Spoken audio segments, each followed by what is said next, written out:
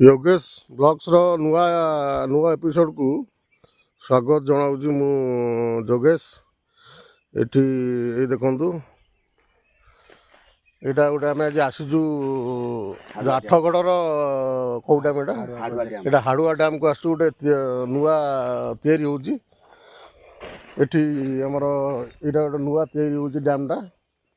ये देखंतु एटा आमर रत्तापट छकुरु आप कटक आड़ू आसिले रत्तापट छकुरु राइट साइड आसबे प्राकृतिक दृश्य जो अच्छी ये पहाड़ पर्वत सब ये पूरा मनोरम पूरा मनमोहिना भली आम जगह ये आमर अच्छा जड़े भाई ये आम स्थानीय बासिंदा सी आपन को कहे केमी कौन चलती कम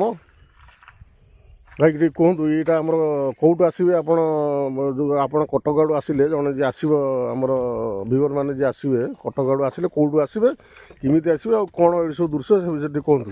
एटा हमर रत्तापाट छकरू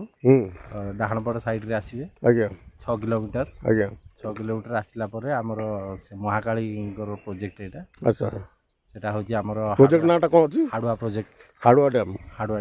एटा एबे नुआ तैयारी चलती काम संपूर्ण हैनी अच्छा काम संपूर्ण हेई जो ए भितर केते गां विस्थापित हो जेटू एठे 8-10 टा गां विस्थापित हो अच्छा से क्षतिपूरण सब दिया सरलानी गवर्नमेंट तरफ हाँ क्षतिपूरण ये दिया हम ये कराले अच्छा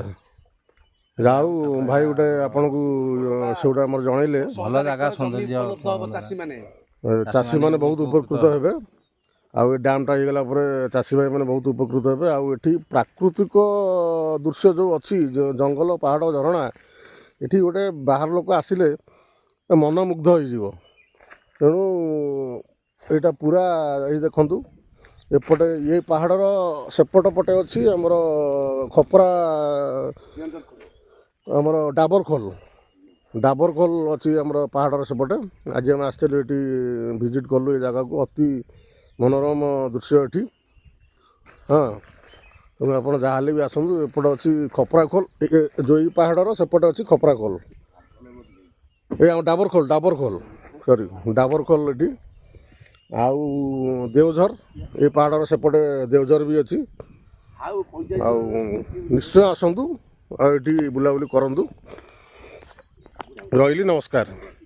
जय जगन्नाथ।